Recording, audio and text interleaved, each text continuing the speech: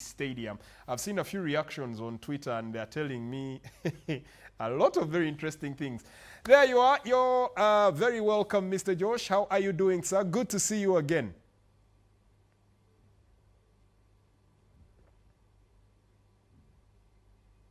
Good evening, everyone, and I'm happy to be with you again. Mr. Joshua Antugoza, let me start off slightly off the script. Off season, time for you to relax, kick back. Have you had any holiday? Have you gone to any beach? Or it is still business as usual for you?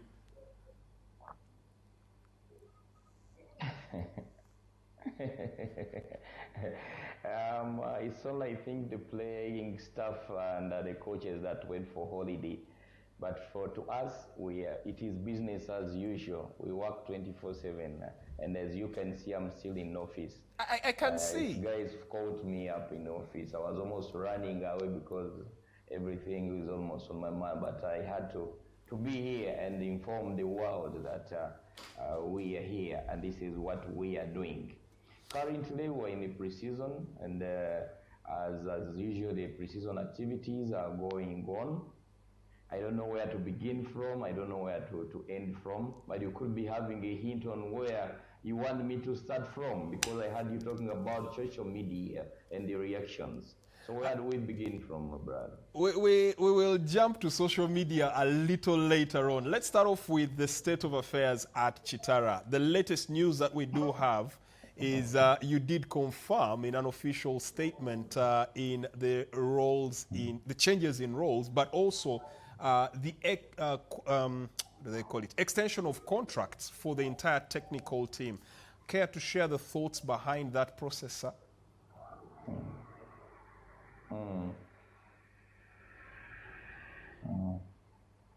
Yeah, of course, we had a long discussion. We've had a long discussion ever since the coaches' contracts ended. They came in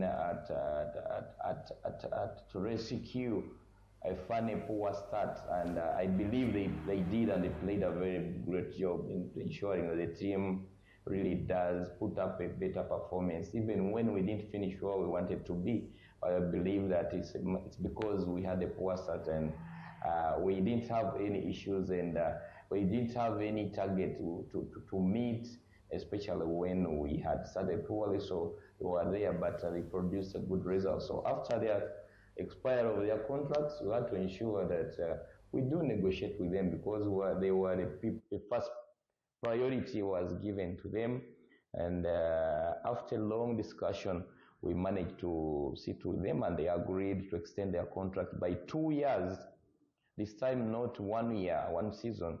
So they will be here up to 2027, possibly when by the time of AFCON, they will be still with us if all goes well. We trust them so much. We trust the combination.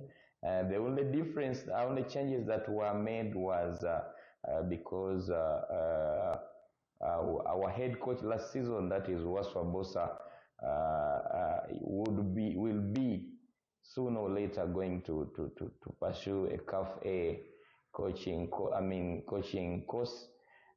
So we decided that since Lutalo already has it, he should take up as the head coach, which is a requirement effective this season for the head coach to be CAF A. But by a mere fact that Coach Bosa will be is CAF B and his assistant, it is the required minimum requirement for an assistant coach of a UPL team to be. So having had a discussion between them and knowing whether it will affect them or not, they agreed that they will be working together. There is nothing much that has been changed. Everyone will be playing his role. That is why it is the first thing we had to look into. For us, we are not on the issue of co-coaching. I've never heard of co-coaching, where you have two head coaches or two head assistants. That's why we had to be clear on who heads the technical team and who is his assistant. So it's the reason why we came up and announced these people as the head coach being George William Lutalo, and the Bosa after an agreement that they'll be working together. Nothing much has really changed. Very interesting. I am here with Ian Mutenda, and he has been smiling non-stop, especially when you talked about the fact that you don't believe in the co-coaching experience. But we also do understand you've been running trials for players to join the club to replenish your ranks. How is that going? If you can share any picture there.